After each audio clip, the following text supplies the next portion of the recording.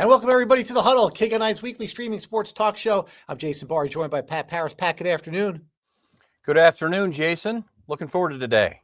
Yeah, we're going to bring in our this week's guest, but first we're going to start with our Huddle poll question, and that is, do you now consider major NCAA athletics to be professional sports? Yes, because the student athletes are now paid, or B, no, still a difference between NCAA and NFL, NBA, etc. You can vote on X or on our website, and we'll come back to that Huddle poll question later in our Huddle. But for now, we're going to bring in today's guest, which is FC Tucson head coach Sebastian Pineda, as FC Tucson gets ready to begin its season. Coach, Jason and Pat here at the KGO9 studios. Good afternoon. Hey, guys. Good afternoon. How's it going? Good. Well, you're coming off a great season. Western Conference champions in 2024, went all the way to the USL 2 semifinals. Is that something you can build off of from last year, or is a new year a new year? I think that the team that we're bringing is showing what getting to those stages makes. We went far into a nice run in the playoffs, and now the players that we're talking, the team, the way that the people is talking about the team is exciting. So yeah, we're building of it. That's awesome. You guys had that amazing run, unbeaten in your last 11 to make it all the way to the national semifinals. What was that experience like for you as a coach? Well, there was a lot of up and downs throughout the season, and the team knew it. We were realistic about it, but we also knew that in the big games we were able to show up and we were able to compete against the top teams. And once the players believe in what we're doing, the players click as a group. That chemistry kept growing. I think that it just took us all the way, and amazing experience. I know it's a group that I'll always remember in my coaching career. You have players from Duquesne, CSU, Bakersfield, Loyola Marymount, some international players. How do you go about selecting a roster each season? Well, it takes a lot of connections and all my experience in the world of football that I've been throughout the years. And we got a philosophy as a club. We know the type of players that we want to bring. And of course, I have to trust my colleague, my friends that I have in different environments that they're sending me the right type of player. And most important, the right type of human that can come in and contribute to what we're trying to do. I noticed Jason mentioned international players, but like France, I mean, you got players from all over the world right now, don't you? Yeah, we do. I think this year we got 10 countries again, 10 different countries. We got Norway, Colombia, Brazil. FC Tucson's always been well represented internationally. It has been. I mean, it's part of the game. It's such an international game, and we understand the quality that those players can bring. And it also helps the local players grow when they play around those high-level players. So two of those local players, both from Tucson, Diego Veliz and Ismael Ruiz. Tell me about those two guys. What makes them special? Well, they have been with the club for a couple of years now, and they have proven at the level they are in college that they can do it. They're from Tucson. They have the ability. They have the athleticism. And most important, they believe in what we're trying to do, and they understand the importance and the responsibility that they have of being part of the FC Tucson team. How important is it to have a couple of guys from Tucson when you've got a young fan base that's coming out, and if they see guys from Tucson, don't they think, hey, that could be me too someday?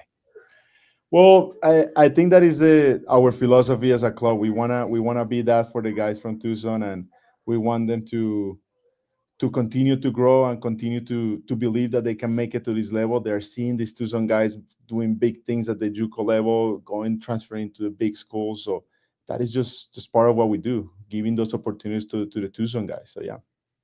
Jason Barr, Pat Paris, joined by FC Tucson head coach Sebastian Pineda here on the Huddle. This Saturday night to begin the season with a friendly against Selección Tucson. Those guys play pretty hard when they go up against you. Who makes up Selección Tucson, and why do they play so hard against you guys when you play them in a friendly? Well, these are guys that have some of them have worn the FC Tucson jerseys. Some of them get the opportunity to play at Kina Stadium against the team. So it's just it's that rivalry that they want to beat us. They wanna get it done. So yeah, it's amazing. I'm looking forward to be back in the stadium. It's been a lot of months without football, and start looking forward to get to know these players that we brought in as well. Let's talk about you real quick as well, Sebastian. Congratulations to you and your wife on your second child. Just the last few days, it's it's got to be hectic juggling that as well. Juggling being a head coach too. Yeah, no, it's a lot, but we've been preparing for months for this, so I knew this was happening, and now, of course, I have the support from my wife, from the family. They understand the importance of this, and also I'm very present at home when I'm there and just taking care of the little guy. So thank you, appreciate it. That's awesome. FC Tucson started as a PDL team, a Premier Development League. Then it kind of went up a notch and was an affiliate of the Phoenix Rising. And then now we're back to USL League 2, which is a little similar to what PDL was, but maybe more of a fit for Tucson based upon how you don't have to travel, via plane to go to the road games, a little bit more economically viable. And I Yep. think the fans like not being associated with Phoenix. What's Yeah, the feedback yeah. that you get from fans and being part of this USL League 2?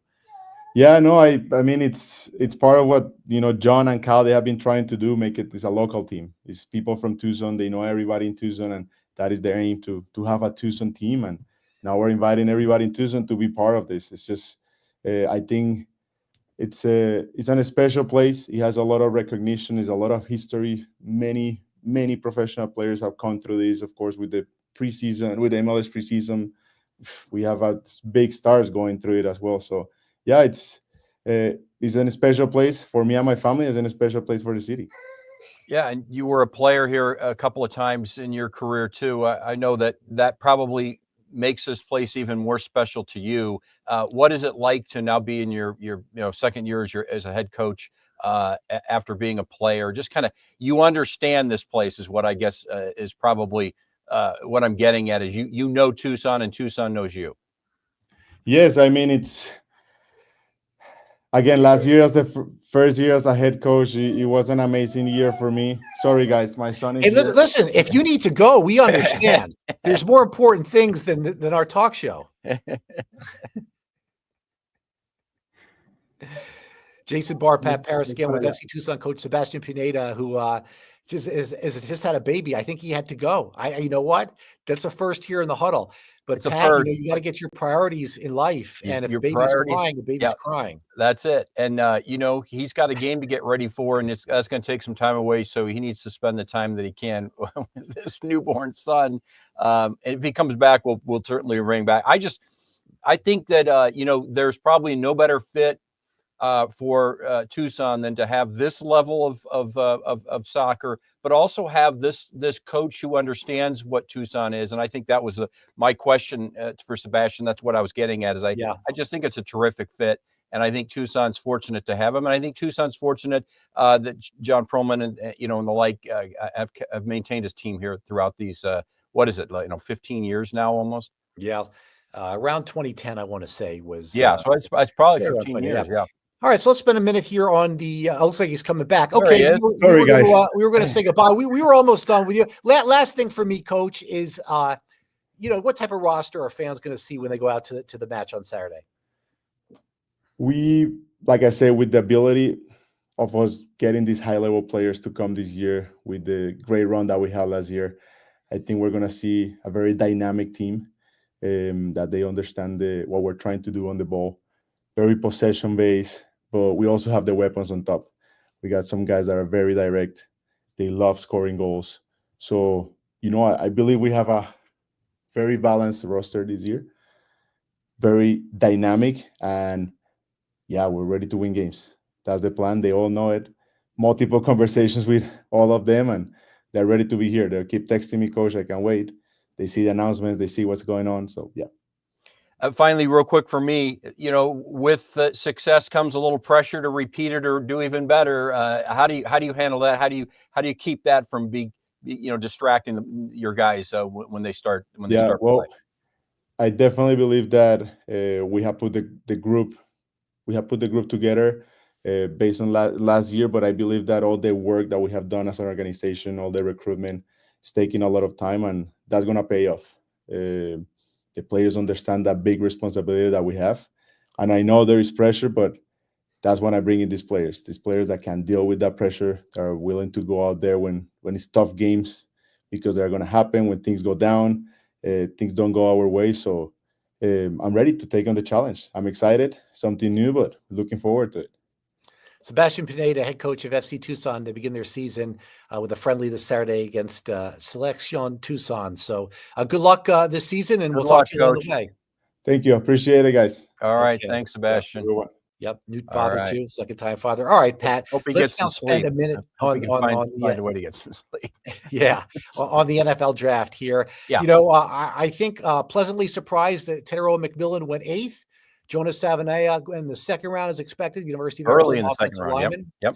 But I'm not sure we thought that 2 more Wildcats would get drafted. I mean, it was a little possibility, but to see Tyler Loop go late, the kicker, it sounds like the Ravens really liked him. They've got some uncertainty with Justin Tucker Yep. and a guy who only played 1 game before there were some eligibility issues, Ja'Cory Krosky Merritt, I believe, taken in the 7th round. So it turns out 4 Arizona Wildcats selected, too early, too late. Yeah, it was a great draft for the University of Arizona, and you'd like to think that would put them back on the map again, and maybe help to recruiting down the road. But you still got to go out and win this year. That was what's going to be the bottom line for Brent Brennan. But yeah, I was pleasantly surprised. I thought maybe Tyler Loop would get drafted, but as we know, teams a lot of times don't want to waste a draft pick. But I think the Ravens are in a unique situation. I don't think that they think Justin Tucker is going to come back, or at least that it's going to be one of those situations where, well, maybe we'll bring a guy in, we'll get a late draft pick on a guy like Tyler Loop. We'll have a little competition, and then if Justin Tucker loses out, that makes it a lot easier on them. They don't have to wait for the NFL to investigate the allegations against him necessarily. Yeah, and then Krosky Merritt, the running back, played and we 1 loved game. him, Jason. We loved him, but it was the most bizarre thing. He was awesome in the first game, and then it was, well, there might be some eligibility issues, and then we never heard from him again. So I think they were afraid that if he played and Arizona won, they would have to forfeit wins. Yeah, I think you're right. And I don't know why that can't get taken care of in the offseason beforehand, but for some reason and that's we don't hear about it a lot now because of the transfer portal, and the rules are so so liberal for you to transfer all the time. But clearly there was something that stuck out to them, and they didn't want to take that opportunity. But to his credit, he was extremely impressive in the 1 game here, and apparently he had some great workouts, and he impressed scouts, so he gets drafted. Yeah. So, Arizona with four draft picks here. And, the strangest thing, certainly one of the oddest things I think we've ever seen in NFL draft history was the fall of Shedeur Sanders. And, it was almost like if he didn't go early in the 2nd round, it might be a while, because then you're kind of thought of as a backup, and teams don't want celebrity backups. And then, there's all these questions about his attitude. And then he had 2 real pieces of adversity during the weekend, and he handled them great. One was this weird prank phone call, that he gets, that he's drafted when he wasn't. He handled that really well. And then just going 5th to a franchise, honestly, you probably don't want to go to, right? With Cleveland, and Cleveland and the Jets haven't been the 2 greatest franchises over the years. And he's the 2nd quarterback picked from that team in this draft. And he handled it, and he handled that well. So, all that talk about immaturity, and obviously I think there's some things he'd take back, but he handled the weekend quite well. Well, I think the issue became, everybody wondered why, and nobody could really put their finger on why did he keep falling, and why did he keep falling. And I get back to one thing, Jason. When we watch guys, come into Arizona Stadium, or we watch Arizona go to the places like Colorado, but we've seen enough of Shedeur Sanders where we're, when we see Tedero McMillan play, we're like, well, that's a guy that's going to play on Sunday, and he's going to play really well on Sunday, and he's going to be a high draft pick. I never said that about Shedeur Sanders. You said that about Travis Hunter, obviously. You never said that but for some reason, there he is on Mel Kiper's draft board. He's going to be, Pat, I disagree. He's the most accurate passer in college football. That doesn't. And Jason, yes, he had Travis Hunter, but he didn't have a great line. He didn't have a running game. I'm with you this on guy was a gamer who brought the team back at times. I'm with you on the most accurate. I'm against you when you say that you could tell he was going to play on Sundays. I didn't see it. I didn't see that he was going to be a guy that a team's going to draft and say he's going to be our starter before the end of the year. There's no way to me that he should have been one of the top 20 players, but because of the machine of Deion Sanders and the hype machine going, he gets put up high on a couple of draft boards, not everybody's draft board, and certainly not 32 draft boards that matter most. And so, yeah, you're right. As soon as he fell into the 2nd round, that's the death nail to a quarterback, because now you don't waste a draft pick on a guy that late because you don't expect him to be a starter. You expect him to be a backup. So then you can just wait until it kind of fits, and it fit for the Cleveland Browns. So I was not surprised that he that he wasn't taken in that first round. I was surprised he went as far back as he went, but after you just look at it, I'm less inclined to say it was the Deion Sanders a hype machine and the issues that some people thought would come with Shedeur Sanders with his music and his attitude and all. I think it was just more of the X's and O's. He might be accurate, but he is not the kind of quarterback that teams are looking for. He didn't show that much at Colorado. I disagree. Jason, tell me what his record was at Colorado. Tell me what his record was at Colorado. Well, look at this past season. They had a terrific season. They won 9 games, if I'm not mistaken.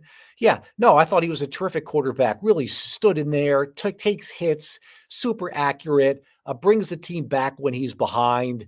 Real toughness. I thought he was a terrific player. You think he's a starter in the NFL? You've always thought he was a starter in the NFL. I think you're wrong, and I think I'll be proven right. I'll be proven right. We'll Cleveland looks foolish in a lot of ways, but to take the Oregon quarterback and then so to that point, Pat, I think there were some rumblings that this pick from Shedeur actually came from the owner, because when you watched and then he should have spoken up a little earlier, because Shedeur Sanders certainly, if that was your pick, then you should have gotten him in the 5th round earlier than they ended up getting him. So I didn't understand that draft pick at all. He's got to beat somebody out to make the team, because they've got 5 quarterbacks. He's got to be 4 guys out. Going to be hurt. He's got to make 4 guys out just to be the starter. But I think he can do that. I do. I'll be shocked. I don't think teams want to deal with Deion saying you wanted to coach his son. Jason, just remember this day, cue it up, and I'll be wrong. But if I'm right, we're going to cue it up. With quarterbacks, there are some I've gotten really right, and there's some I've gotten really wrong. You and Mel Kiper. Everybody's like that. We're all like that. What I got right was at the Ryan Leaf Peyton Manning deal. I would venture to guess with quarterbacks, we have all been just as wrong as we've been right. Yeah. I don't think there's any question. I mean, you can just go down the list of, he had Patrick Mahomes as the 3rd best quarterback in that draft. And, you go on and on and on and on. So, and NFL teams are wrong. Tom Brady goes 6th overall or 6th round. He doesn't go anywhere near where you would expect a quarterback to even be a starter. And, I know it was the right situation, right time, and right scheme and all you guys, but he still goes down as the greatest, quarterback of all time to this point. So I'll give you the ones I've gotten right and wrong. I'll be fair. I'm being honest here. I got right. I definitely wanted Peyton Manning over Ryan Leaf during that 97. I think no question. I did want the Giants to go with Phillip Rivers over Eli Manning. But I think that Phillip Rivers was a terrific quarterback. I think no one won 2 Super Bowls, so it worked out. But I don't think I was that wrong. I think Phillip Rivers was a terrific quarterback. I think it flipped the situation. Phillip Rivers maybe wins a couple Super Bowls with the Giants. You don't know. And I think that I had some concerns about Eli Manning's body language a little bit. That proved to be silly, at the time, right? Proved to be silly. One I got right, Trey Lance. I didn't see it. I didn't understand that draft pick at all. I got that one right. But there's definitely some other ones I can't think of right now that I definitely got wrong. I thought Case Keenum would be a better NFL quarterback than he did. So there's some ones I've gotten wrong. Like everybody. I'm high on Shedeur. Do I think he's an NFL Hall of Fame quarterback? No. Do I think he's a starting? Maybe. I'm not saying he's that. Do I think he's a starting quarterback in the NFL? I do. Okay. Well, we're going to disagree because I don't. That's great. All right. Let's finish up with our huddle poll question here. Actually, before we get to that, we're going to get back to that. I skipped one thing. If we go to Carter Bryant. So, yeah. So Arizona does have 8 players. So it's not like if he doesn't come back, they're not going to be okay. They can also find somebody out of the transfer portal. But this is the missing piece. I thought Patty had until late May to decide. I thought I heard you say until June. He does. He has till June 15th, I think is the date. Didn't I say? Yeah. Okay. I thought it was late May for some reason. No, I think I sent out that staff email to everybody when everybody's like, "Oh, Carter Bryant's going to the NBA," and I was like, "Well, he can still pull his name back." I'm looking it up right now. But yeah, it's June 15th. June 15th. Okay, you're right. You're right. Till June 15th. Yeah. Okay. So, and we've seen that before. I mean, we just saw it with Caleb Love. I mean, he did the same thing. it can happen. Will he? I don't know. I don't know what he's going to be told. I know what I would tell him if I were advising him, and that is, if you're not a lottery pick, if you're not on the upper half of day one of the draft, I would go back to college. But guys don't think that way. A lot of times they just hear you're going to be a first round draft pick, even if it's 29th or 30th, they're going to go.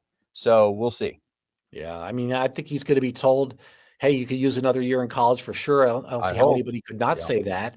But then, if you're going to be picked, that high, how do you not do that? Right. And it's worked out. Some guys have sat on the bench for a year and then matured. Other guys like Dalen Terry, I don't know. He was picked probably higher than he should have. That's why he went out. But he was such an athlete. He was picked in the NBA. Right. He was picked as an athlete. And there's some of that here with Carter Bryant. Now, Carter Bryant has a shot. He has skill. Yeah. You can't teach that necessarily. This is a guy who's got a lot of upside. The problem is he just needs maturity. He just needs reps. And I don't think he's going to get that in the NBA, and as a first-round draft choice, he's going to be in the NBA. It's not like he's going to get a two-way contract and go back and forth. So I hope he comes back. And maybe that's selfishness as a Wildcat fan, that I'd love to see him back, because that team would be, just ridiculously good, Jason, if he comes back. If they don't, they'll be a little bit, less good, but I think that there's still opportunities to transfer portal to add another piece. So yeah, and we don't know how good Burries and Koa Pete are going to be. How good they're going to be is you have an inkling that they're going to be impactful players, but you're right. You don't know. Carter Bryant was supposed to be an impactful player from the word go, and he was having problems getting on the floor for a little while, and then when he did finally work his way in a really good, solid rotation, he was outstanding at times. There's no question. Flashes of brilliance and also freshman mistakes. Yes. Okay, so that's something we'll keep an eye on, and now we'll finish up with that huddle poll question. I just came up with it, and it just stems from something Rick Pitino said a few months ago that kind of stuck with me when he said, "We are the whatever professional team in New York City." And I'm like, huh, yeah. I mean, they're paying their players a lot of money, and so it's like, okay. Is Arizona Wildcats professional basketball? Doesn't mean it's not college basketball, right? But is it also professional basketball? And so about 2/3 of people almost say, yes, the student athletes are now paid. But a third of the people, maybe 35%, say, no, there's still a difference between the NCAA and the NFL and the NBA. Yeah, there's definitely still a difference between the NCAA, NFL, and NBA. But I don't see how this isn't professional basketball now. When you have paying of players and free agency, to me, this is professional basketball. Yeah, it's exactly. I voted that way. You can call it what you want, Jason, but NIL money for your name, image, likeness is no different than an NBA player or an NFL player getting paid. And you're right, the transfer portal is basically free agency, and it's probably in a lot of ways it's worse because there's only a 1-year commitment, really, to any one program, and we're seeing that all the time with how dramatic. You see, Baylor's got nobody left now. Baylor basketball has nobody left on their roster. A couple of guys graduated; the rest of them have all transferred. This team that won a national championship 5 years ago, and they're having problems getting guys to stay. And you wonder what that stems from, but they're not the only ones that are really decimated by NIL and the transfer portal.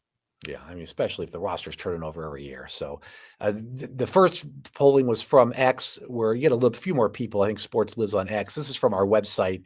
84 going yes. So yeah, the two combined, and you're closer to 70% here with student athletes who are now being paid. So yeah, no, I mean, it was already big time sports. It's now I would say professional sports. I'm getting a little nervous too, Jason, about this whole House committee. So that the judge is trying to sign off on, and then it'll implement a July 1st deadline with that, cap of $20.5 million for the athletic department to split up starting July 1st. They keep pushing it back because now the judge would like to see how you're going to take care of a reduction in scholarships, especially for football. That's part of this whole settlement agreement, is a reduction in football so that teams don't have to divvy out so much money to football versus the other sports. I hope it hurries up and gets done. I know it's not even May 1st yet, but it's almost May 1st, and July 1st will be here before you know it. Yeah, there's gonna be even more changes. All right, this has been the Huddle, K-Gun 9's weekly streaming sports talk show. I'm Jason Barr for Pat Paris. Thanks everybody, and we'll see you next week.